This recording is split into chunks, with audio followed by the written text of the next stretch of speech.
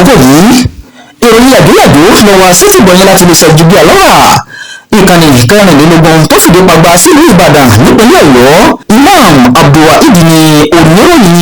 Iléeṣẹ́ ọlọ́pàá bẹ̀rẹ̀ ìwádìí ikú èèyàn mẹ́ta tí wọ́n rí láìní orí nínú odò kan lóńdó. Ìwádìí iléeṣẹ́ ọlọ́pàá ìpínlẹ̀ Oǹdó sì ń tẹ̀síwájú lórí ikú èèyàn mẹ́ta tí wọ́n rí nínú odò kan láàrin ìlú Ọ̀rẹ́ àti Èjìgbò èyí tí kò sí orí lára wọn mọ́. Iléeṣẹ́ ọlọ́pàá ní ó ṣeéṣe kó jẹ́ wípé láti ibòmíràn làwọn èèyàn kan ti gbé òkú àwọn èèyàn náà wájú sínú odò náà nípínlẹ̀ Oǹdó. Ìṣẹ̀lẹ̀ yìí ti mú ìbẹ̀rù gbogbo bá àwọn olùgbé agbègbè tí wọ́n ti rí òkú àwọn èèyàn mẹ́ta náà. Nínú àtẹ̀jáde tí ó fi síta, agbẹnusọ iléeṣẹ́ ọlọ́pàá nípínlẹ̀ Oǹdó ọ̀gbẹ́ni Ọláyínká Aláyàndé sọ pé látìgbà táwọn ti rí àwọn òkú náà kò sí ẹni tó ti wá sọ fáwọn ọlọ́pàá pé èèyàn wọn ni òkú náà. Bákan náà ni ọ̀gbẹ́ni Aláyàndé sọ pé kò sí ẹni tó ti wá sí àgọ́ ọlọ́pàá fún ìdánimọ̀ àwọn òkú ọ̀hún. Alukoro iléeṣẹ́ ọlọ́pàá ìpínlẹ̀ Oǹdó ṣàlàyé pé àwọn ti ránṣẹ́ pé àwọn olórí àwùjọ wípé kí wọ́n ṣe ìrànwọ́ lórí ìdánimọ̀ òkú àwọn èèyàn náà, àmọ́ wọn ò dá ọ̀kankan mọ̀ nínú àwọn òkú ọ̀hún. Iléeṣẹ́ ọlọ́pàá ti kó àwọn òkú náà kúrò nínú odò tí wọ́n wà, wọ́n sì ti kó wọn lọ ilé ìgbókùsí ní ilé ìwòsàn ìjọba tó wà ní Ọ̀rẹ́.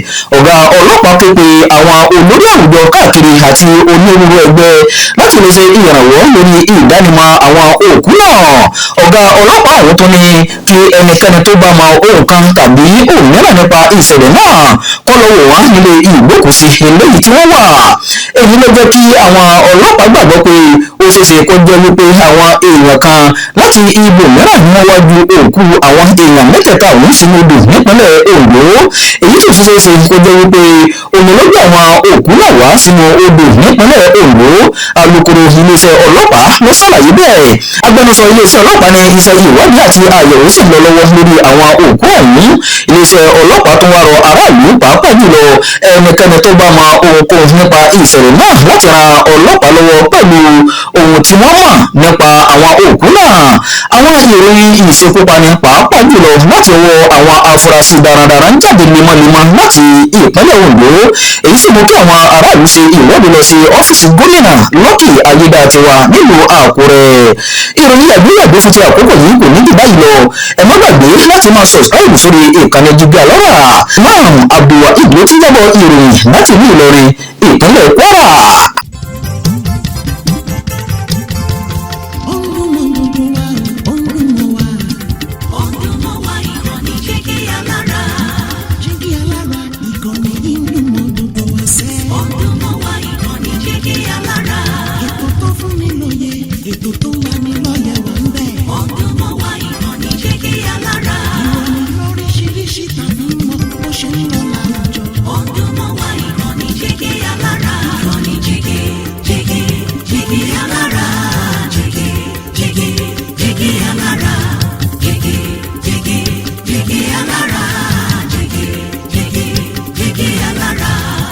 Ìkànnì Jígí Alárà kẹrìnlélógún.